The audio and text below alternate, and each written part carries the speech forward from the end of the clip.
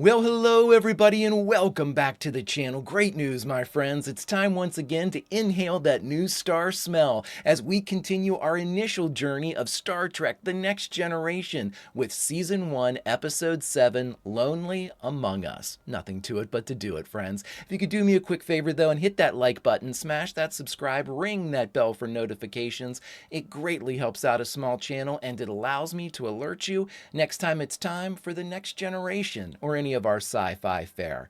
And of course, if there's anything that we do that you would like early or in its full-length format, the link to our Patreon is in the description. If you're not a fan of Patreon, consider YouTube memberships. You'll get all of our episodes at least a day early. But my dear, dear friends, all that is then and this is now. And what is now? Now it's time for Lonely Among Us, the 7th episode of the very first season of the one and only Star Trek The Next Generation. Prepare to engage maximum warp reaction. And away we go.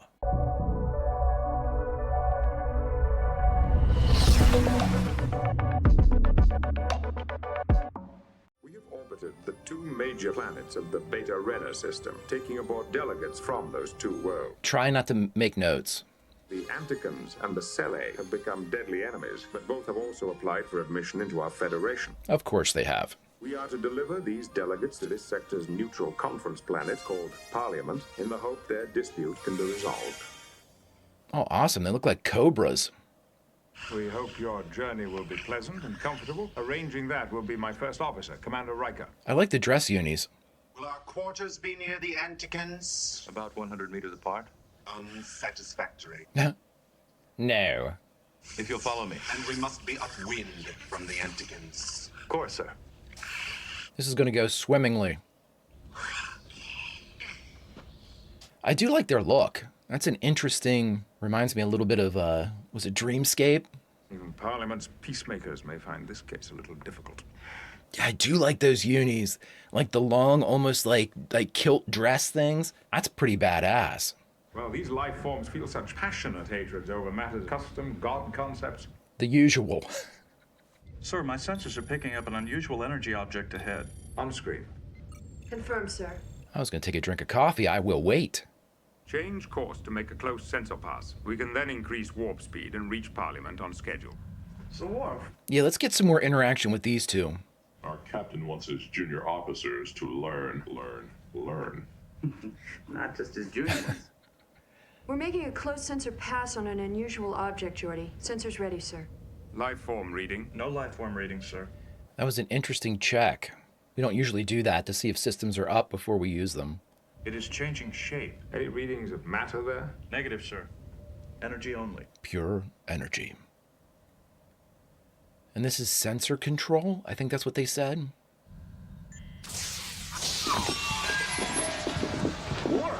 Oh my God.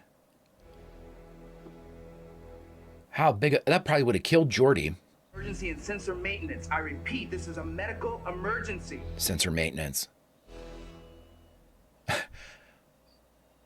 Jean-Luc is telling us about the final frontier. I like the little lip curl, like the involuntary, unconscious lip curl that Worf gave. I'll be very honest. I've been thinking about The Next Generation and the characters that I like, that I've seen. I've liked them all.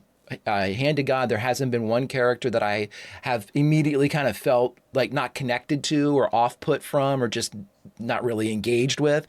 They're all very interesting, but Worf to me is the most interesting because all of my Klingon knowledge has come from the movies. And we had in the original series a completely different version of the Klingons in my mind, in my take for it. And I want to see them make that transition to what I originally thought Klingons were, and which I guess they are considered now as far as like honor driven and warrior. And I might be totally wrong about that, to be very honest. But I want to see that them reach that conclusion, or do they just jump into it and have it already kind of fleshed out and formulated? That's because I know Gene Kuhn did a lot with the Klingons and the Romulans, like a lot to make those. And I know that, I mean, he's gone now at this point. So I wonder if I'm curious. I'm curious to see how they build upon it and reach how they get from there to here, you know? Interesting stuff. And Will Riker's my favorite so far. So I didn't see that coming either. I don't know, we got hit by some sensor feedback, man. Oh, we have another medical professional. Oh, whoa. You got it down! I got it. I wonder if Crusher has, like, other doctors working, sort of like how Plum did. Come on, big guy. On your feet. Here we go. I mean, I'm sure she'd have to. She couldn't be doing it by herself. What my sensor showed was a glow. I can't explain it. Could your visor device And it wasn't electrical discharge? Seemed like what I was seeing was something real. Teleplay by DC Fontana. We no longer enslave animals. Humans eat meat. You've seen something as fresh and tasty as meat, but inorganically materialized out of patterns used by our transporters. Is that where replicators come from? It's a form of transporter technology? That's interesting. I didn't know that. If I'm reading that right, I'm probably have it wrong.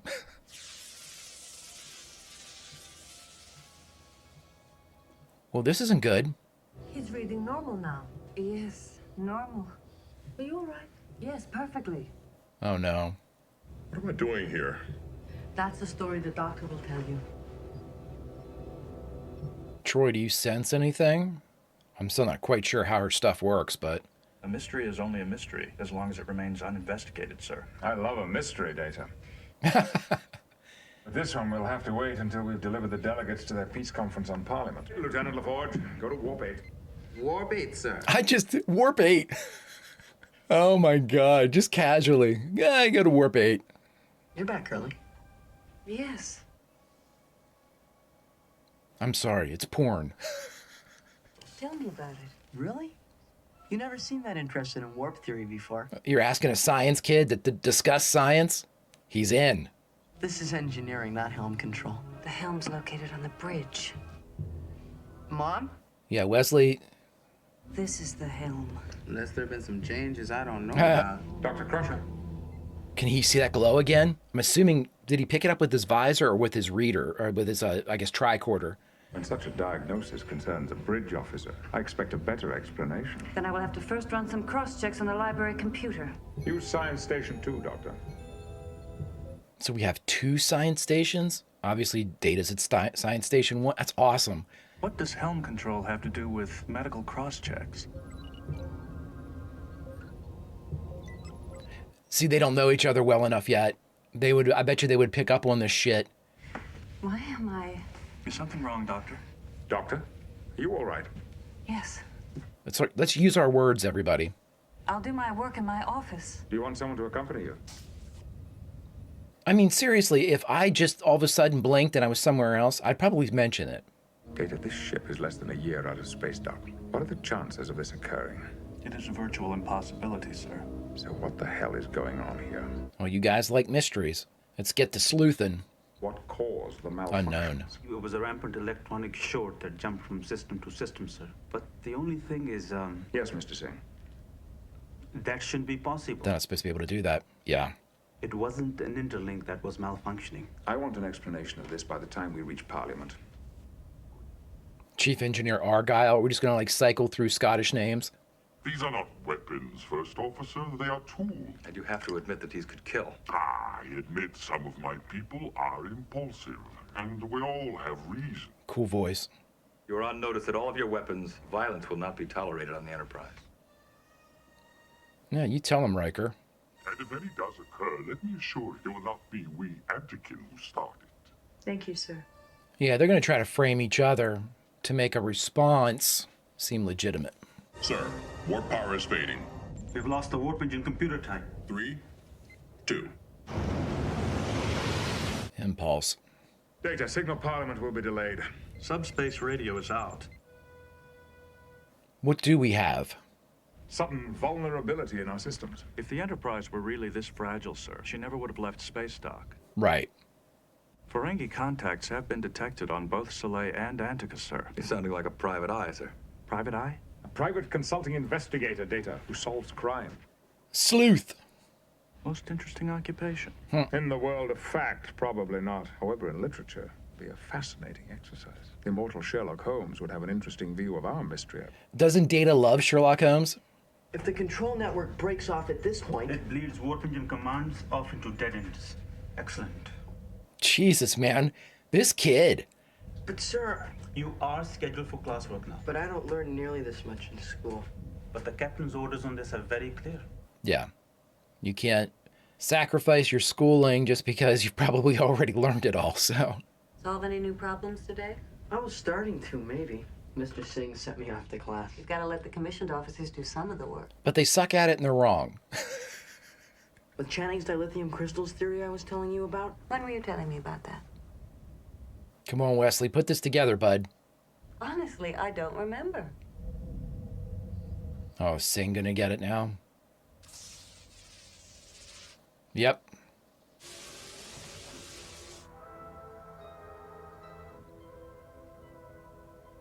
Is he dead? Engineering to Captain Picard. Security alert. Lieutenant Worf, sir. I just found Mr. Singh. He's dead. Yep. He would have called Crusher if it was a medical emergency. He went straight to the captain. I've ordered an immediate investigation to the death of Assistant Chief Engineer Singh. Oh, he was the assistant chief. Singh probably repaired it just before he was killed. He couldn't have repaired it, sir. Who else could have corrected it, Wes? Inform the bridge of engine status. Maybe they want us to go to warp. The peace conference will wait for us. We're talking about hours here. It was a large meal, Lieutenant Jarl. Okay. You wanted me, Doctor?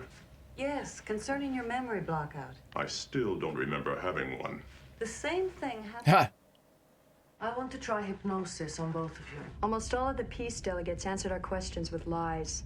Imprecise, Lieutenant. Oh my god. Hilarious. We can learn something from non-disclosure. Indubitably, my good woman. As Holmes would have pointed out, during the time in question, something was afoot. Afoot? While both sets of delegates say they were in their quarters, I don't think I've ever seen Riker smile. and here, They went. We're still in the dark. on the contrary, my dear colleague, on their return, they drew medical supplies appropriate. They were too engaged in their own affairs to have disabled the ship and murdered the engineer. They would rather kill each other than any of us. It's elementary, my dear Riker. I like the bite on the pipe. I want you to go back in your mind to the moment when you first recall this sensation of memory loss. You should have had Worf go first. He's lying on the hospital bed, sedated. I'm walking up to him. I'm on the bridge. How do you feel at this moment as you lean over him to take the specimen? There's someone else who's there. Get out of my mind. That's almost exactly what you said. As though there was something else inside you. He did go first. Good, good. I assumed at first it was the kind of duality that we Beta-Zeds feel in all of you. Even you, sir. When you approach a decision and ask yourself which direction... Private versus public. I believe something invaded them. It seems the only possible conclusion. Data, let's proceed without the pipe. If you take it as incontrovertible Enough. that it cannot be a family member or one of the crew, Yes, very unlikely. then our investigation was My worthwhile, work is sir. bothering me. I am referring to the great detective's credo, sir. I quote, "We must fall back on the old axiom that when other contingencies fail, however improbable..." Unlikely and impossible, yeah. That engine computer net wasn't repaired, sir. It just suddenly became all right. Yeah, well, sometimes it's the result that counts. Yeah, but if it became all right, it could become unall right. Bridge to Captain. Here we go. You're needed here immediately. Wes, alert engineering from your panel, all right? Report? Captain, we've just dropped to impulse power. Again. Oh no. Did you see it? Are you all right? I thought I just saw. I'm fine. Keep talking, Geordi. Geordi, keep talking. Everybody needs to put stuff together here. Being so tight-lipped. Let's make our heading. 925 Mark 3. Sir? You have a problem with that heading, Lieutenant? We all should. Isn't that what I ordered? Counselor? Come on, Troy. You should be able to sense this stuff now, right? Perhaps you'd like to share your reasoning on that, sir. Yes. Do you believe a ship captain should explain every order? Of course not, sir. Yeah, he has to basically shut her up because she could be a threat with her questions. Stop! Return to your quarters! What is that doing? Uh-oh. A mere change of direction hardly justifies mutiny. Exactly what do you believe you're sensing from him? It's just the feeling Okay, that good. Let's all talk. I just feel that the captain has become perhaps dangerous. Oh, is that the Galileo? If he's dangerous. If? Then he'd have to be relieved of command, which you could do, Doctor, but it's beaucoup trouble if you're wrong. And at the moment, it is all... I'd need a medical log citing clear evidence of incapacity. You could do it without that problem. Only if all command officers agreed it was vital to do so. Right, and you would have to ask him a question that only Picard would know. I'll order medical and psychiatric exams. You'll have to back me up somehow. Oh boy. Supplemental. After meeting with the senior officers... Is this Will's first? I'd like you to come to sickbay for some examinations, Captain. What can I do for you, number one? Sir, Counselor Troy has recommended the examination. Why? You're not acting like yourself. Doctor, are you aware everyone is behaving strangely? I'm concerned that you've suddenly turned the ship away from its course. What's happened to your mind, Doctor? Okay, that's all you needed right there. Shut him down. The search for knowledge is always our primary mission. I'm sorry. Yeah, but you have orders, dude. Do I have to call security to force you to report to the sickbay?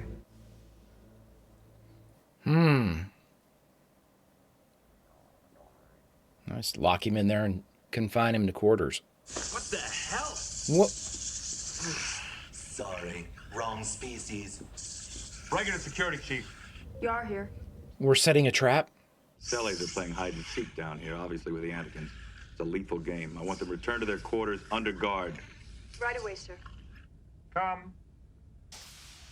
We've never heard of the Antikins or the Selaeans before, have we? I don't think so. I know we haven't seen them. Here are the results from the exams you ordered, sir. Well, thanks for making me spend all that time working. You don't care to inspect them? Hypo spray? Please, are you Jean-Luc? The Jean-Luc I know. We wish you could understand the glorious adventure ahead. You and... Soon we'll both be home. And something's been done to the Enterprise, so it's not like you can just take him out and hope that everything doesn't go wrong with the ship. I'm personally convinced that something from this cloud now shares the captain's mind, but there seems to be nothing we can do, at least within regulations. We're now approaching the clouds, sir. Very well, Mr. LaForge. I mean, if there was ever a time for a chief medical officer intervening, this is it. Shall we begin the scientific test you wanted, sir? Oh, they're already underway. Okay. I have an announcement for the entire bridge, as many of you suspected. Okay.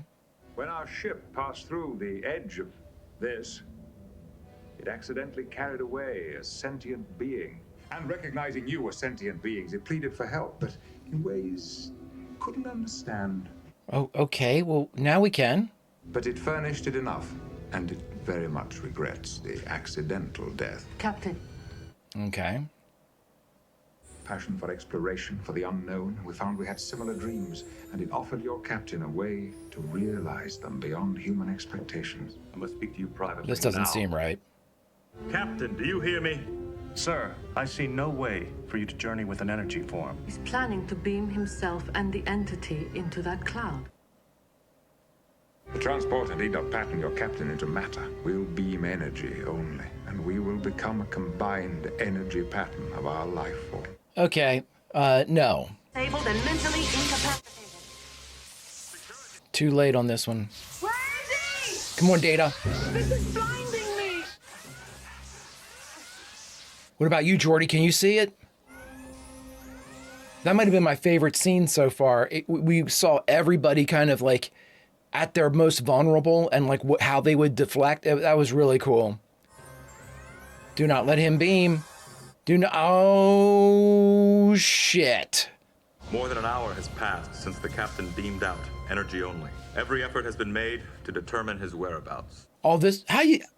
So he's just floating around out there? How can we settle for that? Give me a choice. He's dead. Still no readings. I mean, I know he's not, but... It's time to set a course for Parliament. Warp 8. We're really leaving him. Commander? Wait. It's the captain. Do you have him? He's in trouble, so we have to beam him back. The entity was caught in the ship's circuitry. The captain might try to get in the same way if he's in trouble. Bring us in closer, LaForge. If we beamed him out as energy, can't we beam him back as energy? If we can find his pattern? You could pick up like 1,000 hitchhikers, though. Something crazy on my panel. Commander Riker. Status? Peeper Picard? Picard. He's in the ship's circuitry. Come to the transporter room, please. I like when senior staff walk in, whoever the transporter tech is just gets out of the way. I hope the captain remembers his physical pattern is here. If he has, his energy has moved into the transporter relays by now. I wish we had some sign that he was in here. Energizing, sir. There you go. There you go.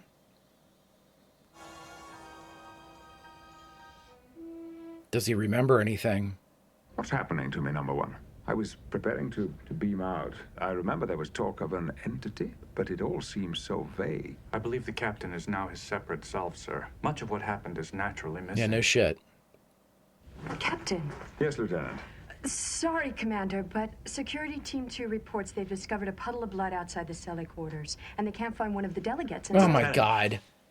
One of the cooks has just been asked to borrow a reptile for the Antikins, and it looks like the Cele delegate. I think I do need a rest. Take charge, number one. Oh, thanks. So we have a murder and consumption of flesh of your enemy, potentially. Oh my God. Oh, we're just going to leave that? We're just going to leave that.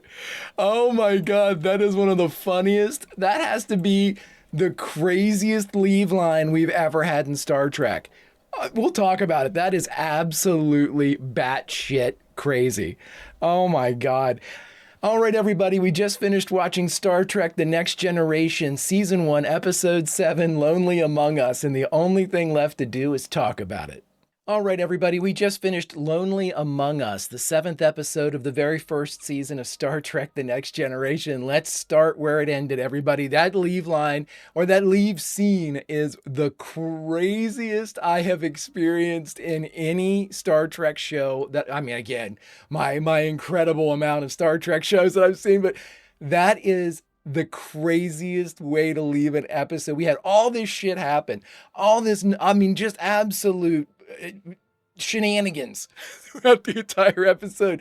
It's just starting to get resolved. Yar comes in and she says they found the puddle. Okay, let's recap. They found a puddle of blood. The Antigons came in and said that they needed the chefs or the cooks to prepare reptile, and they believe it is one of the Selean ambassadors. That is. And then we go away. Picard goes, hey, Riker, deal with this.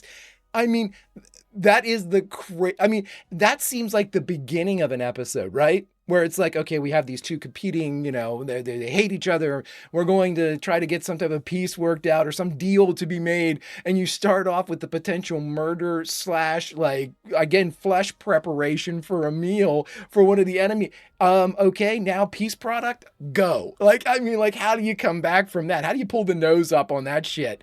Oh my God, that is so morbidly hilarious that I cannot believe that just happened. Oh, let's get into the rest of the episode. Holy shit. Okay, so to me, this episode, they're a very, very similar formula to a lot of our original series episodes. And that is we're under a time constraint. In this case, we had to get to Parliament. We have something going on with the ship that's preventing us from getting there. Again, we had this energy entity that was taking control of the different systems.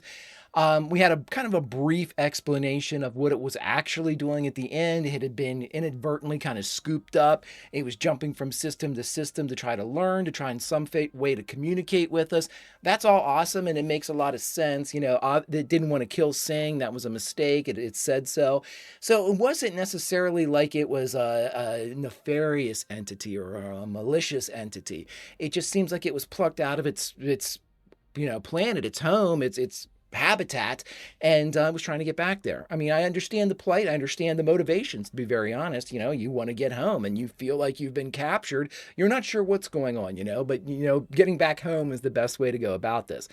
Cool setup. And then again, like with the TOS, you have the two parties involved just absolutely despise one another because, you never have the Enterprise involved in any type of negotiations between two parties if they even sort of get along. You know what I mean? Like it's never. They're just bloodthirsty, Hatfield and McCoy, ready to ready to just absolutely kill one another. And so there we are. What I thought this episode did best, and again, this is a reflection on a TOS sort of formula that we've had before. So that was cool. But again, with Star Trek, it's never necessarily about the scene or the situation as much as it is about the crew and Starfleet. You can take it from, you can take it all the way from the Federation to Starfleet to a ship to the crew to the bridge crew to the captain, however you want to, kind of like micromanage it all the way down or kind of like refine it all the way down. But especially early like this, it's awesome to see these types of situations because we see how our characters would react. And again, my only experience with these characters is from the movies, from the Next Generation movies. So I don't know how they get to where they're supposed to be. I don't know if the movies are a proper reflection of the characters because I've seen some major differences in the characters as I'm learning them here in the Next Generation as opposed to the movie versions I've seen of them. One, I never knew that Picard was this big a curmudgeon, which I love. I love the idea that he's got a incredibly low bullshit tolerance meter. So like he's usually okay, everything's fine. And if anything pings as being like horse shit to him, he's immediately like gruff about it. And honestly, I think that's a reason why Crusher and Riker didn't pull the trigger on getting him out of command. They were like, this guy's a handful. Should we really roll the dice? And that makes it more realistic to me. And that, again, understanding the characters and learning more about the characters sets up these scenes so in the future, they don't have to tell us how people will react. And they'll be able to kind of, if they choose a different path in the future and do remove them from command, we have the past as precedent here with them kind of understanding how this is supposed to go. Really good stuff, though. And again, I think the bridge scene when Picard or whatever the entity and Picard were that lanced the electricity through everybody and everybody was frozen. They were saying they were blind. They couldn't see. Everybody's reaction during that time spoke about their character. It was a finely crafted little couple seconds of characterization. Like we had Riker who was frozen. He was still yelling out commands. He was still trying to get something working, even though he couldn't. Troy said, I'm blind, I think she said. And I wonder what that means though. I'm blind, like I can't see physically using my physical eyesight, or was her like perception-based ESP stuff blinded? I picked up both on that. Like, oh, it realizes that Troy's a problem. Maybe this electricity just kind of like takes away her power. And then you saw Worf. Worf was like, if I could get out of this, I'll get, like his whole thing was, I need to defend this bridge. I need to, he immediately kind of fell back into what he knew, which was effing fight, man. I love that. I love that. Great, great, great stuff. Love the stuff with Data and Sherlock Holmes. Now, I do know, and again, I don't know how I know this. It might have been in a movie or something, maybe like Lower Decks or something like that. Lower Decks, I think, is going to be a lot of the things that I ultimately go, oh, right, okay. I know that Data likes Sherlock Holmes. And it's interesting, though, because this was obviously I'm sure that Data I assume that Data knows everything. He just kind of has to focus on what he wants to know more, I guess. But, or he has to absorb the knowledge. And when brought up about Sherlock Holmes, and then he went back and read every case or however, a second or two it took him to do that. This is interesting because I know that he ends up liking Sherlock Holmes, but I have no context for that. I have no idea how that like plays itself out or, how he loves Sherlock Holmes. I just know that he likes him. And here's this is why. We find out why. In the 7th episode of the first season, Data falls in love with Sherlock Holmes and has the pipe and all that cool stuff. Really cool little subtle bit of acting there with Data kind of taking on the persona of Sherlock Holmes. And then we had some really fine acting by Patrick Stewart whenever he was playing that hybrid. Well, it seemed like it was more entity since Picard couldn't remember too much. But that was awesome. Like, the more casual nature, the smiles. You have a classically trained Shakespearean actor in Patrick Stewart. He's going to be able to nail these things. And the subtlety and the little nuanced acting that he brought to it is just, it really is bringing another level of immersion for me to Star Trek The Next Generation. We have some really, really, really good actors. And that is absolutely, you all know I love the original series. And I'm not saying anything about their acting. I love their acting. But in this, I think we have more of the crew, because we have more crew, to be honest with you. But everybody seems to really have an understanding of their characters. And to be very fair, and I love the original series, so it's hard for me to say anything negative. We never really got the fleshing out of the rest of the bridge crew that I would have liked. You know, Uhura and Sulu and Chekhov, we never really got a whole lot about them, you know, backstory wise, where they were able to kind of work around their characters and be in a serialized environment where they could build off of relationships and experiences. So they were always great characters, but very static. We just never really saw them go anywhere. Now with Spock and Plum and Jim, we did see them simply because we as an audience became accustomed to the ways that they would act. There was never any mentioning of, you know, prior missions because it was episodic. So in this response, in this case, we get to see these more stylized acting, at least I think so far in this series. Really, really good stuff. But friends, as always, I have talked too long because I love Star Trek and I apparently want to just talk on. And I don't have all the answers. And there's only one person that can tell us about what went on behind the cameras instead of what we just watched in front of the cameras. And that person, if we can persuade them, will tell us all about it. Q?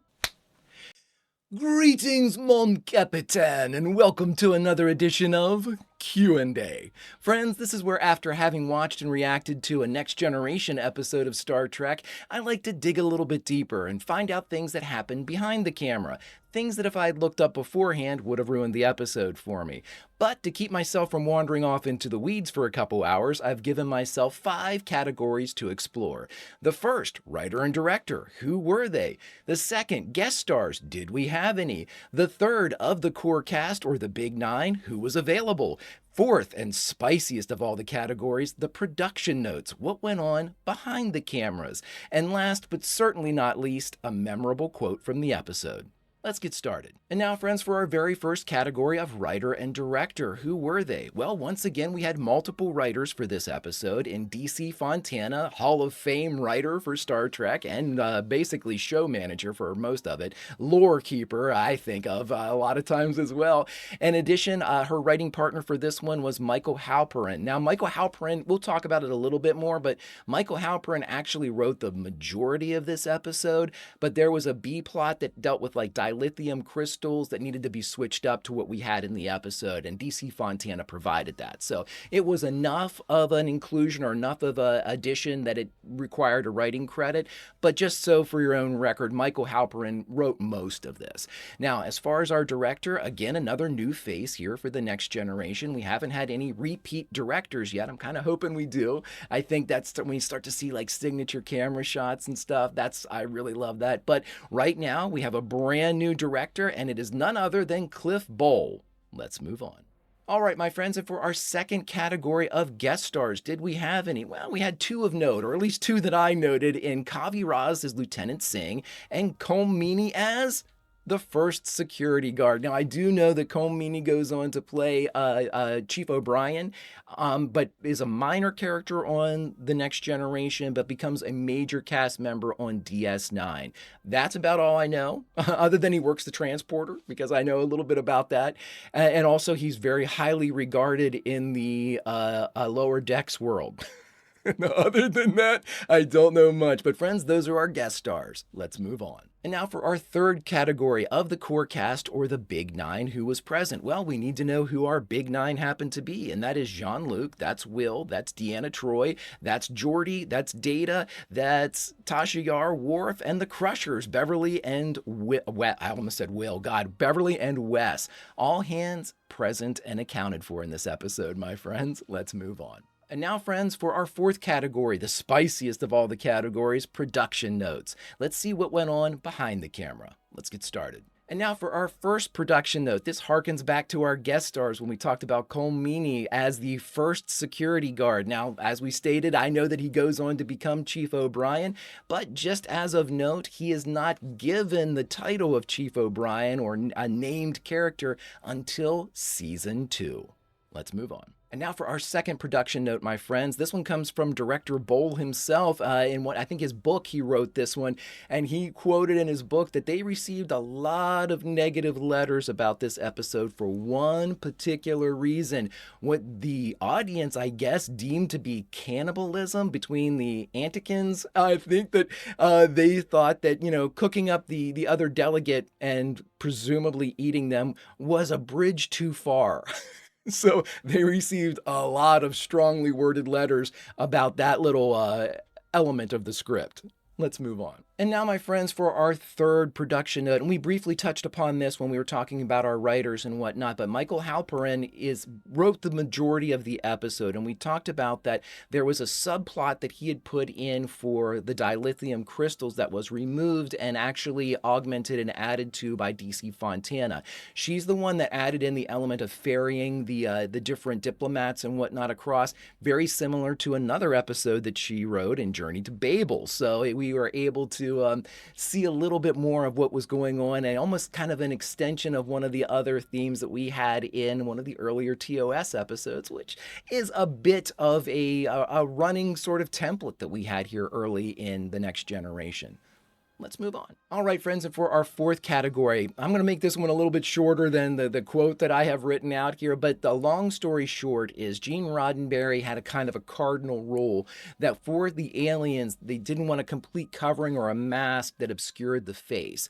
They wanted to be able to emote and speak and not have any type of, I guess, like apparatus or prosthetics in the way or anything like that. However, for this episode, that rule was broken as we had the Soleil with these huge serpent type of heads.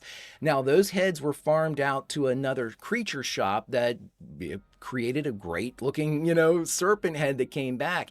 However, they were used with these really kind of high quality, dense materials that made the end mask very heavy. Now, when they got the masks back, they were able to actually make kind of like foam core representations or elements of the masks for sort of the principal speakers so they could be able to move around and emote and do things like that. And I haven't had a chance to look back on this yet. I only saw a still picture of this, but the original heavier masks that were made by the farmed out creature shop, they are actually worn by the people or the aliens in the background, and you can see them bent over because of the weight of these. I laugh now, I didn't have to wear one, but I think it's interesting. And again, I think that this might be, and I certainly don't know going forward, but I'm going to be very curious to see if we do start having aliens that have their humanity obscured by, makeup or masks. I guess we'll have to see. Let's move on. And now, friends, for our fifth and final production note. And this one's short and sweet, but I thought it was really, really cool. If you look while the crew is planning their mutiny, you can see a little model of a USS Enterprise NCC 1701, that beauty shuttlecraft, just peeking out there during that scene. And I thought that was any mention of the original beauty, I am definitely going to bring it up, friends. So we see that there. Let's move on. And now, friends, for our fifth and final category, a memorable quote from this episode, and I couldn't help myself. I have to go back up to our production notes where we had all of these angrily, strongly worded letters about the perceived cannibalism inside this episode. And so this quote is from none other than Tasha Yar, as she said, "Well, the problem is that one of the cooks has just been asked to broil reptile for the Antikins, but it looks like the Soleil delegate." Thus ends another installment of Q&A. Until such time as you and I can play with our good friend Jean-Luc again, behave yourselves.